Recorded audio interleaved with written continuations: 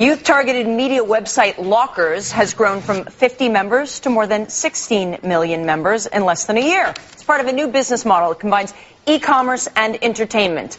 Is this the future of retail? Joining us first on CNBC is Savitt, founder and chief executive of Lockerz. Good to see you.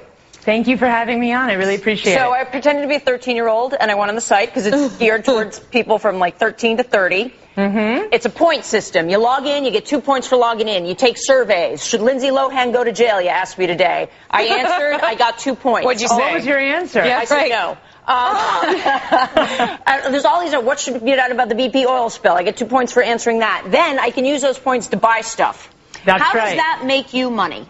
Okay, so Lockerz is really trying to be the homepage of men and women 13 to 30 years old.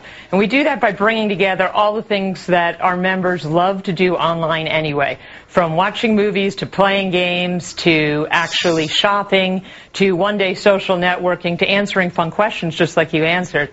And for everything you do, when you're part of our community at Lockerz, you're rewarded with points. And points actually help you buy down the discounts from 1 up to 100% on the world's greatest brands. But where are you getting your revenue from? Is it our revenue? What? We have two main revenue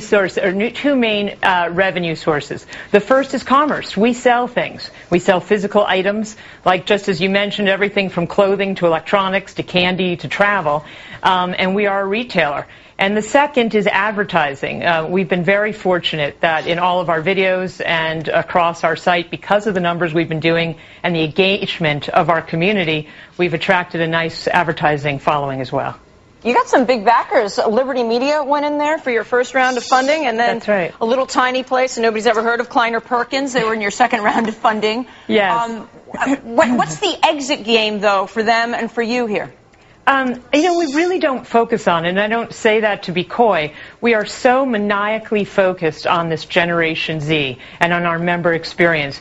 We believe that this is the future of e-commerce and of how social media converges with commerce, that we're focused on building a world-class company that's here for a while. And so we think if we do our job and keep our focus on our members, everyone will feel pretty good about it, from the investors to all the stakeholders. I'm sure your participating merchants are focused on your members, too. What do you learn about your members? How do you use that information? In other words, do you sell it?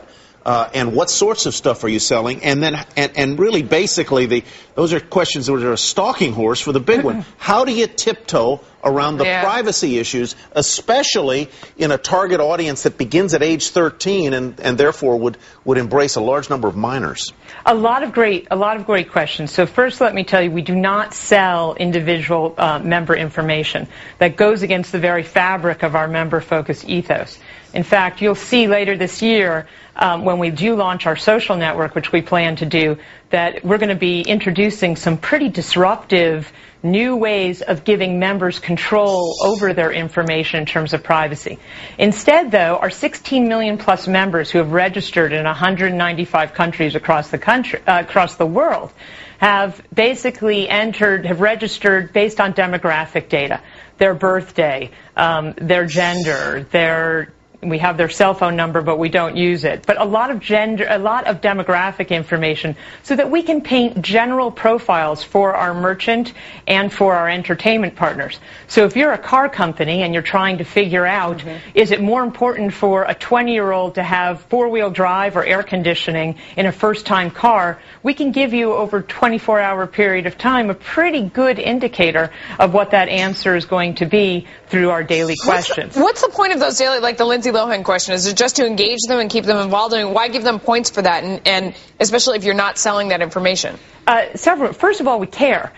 In order to be, why do you care if they want Lindsay Lohan to go to jail or not? We care how our members think. I mean, part of what makes us good consumers and good viewers of great content is how we think and what interests us and what engages us. And so what we're trying to do with our members every day is to get them to think and to start conversations that can live not only on the web but outside the web as well. And we also use that information to offer better offerings on the site. Sometimes it's about merchandise, sometimes it's about celebrities, or sometimes it's just about a feature or a part of life that just, makes you cranky or makes you happy. For example, you asked me how often I cried and whether or not men are more emotional than women. What was your answer to the men versus women? I want to know what your answer is on Lindsay Lohan. You know, I take the fifth. I'm all about my members. You know, Lindsay, Sounds I like wish a her well. psychological experiment. Thank you. I don't know. It's interesting. Good luck with all that. Kathy Savitt is the CEO of Lockerz.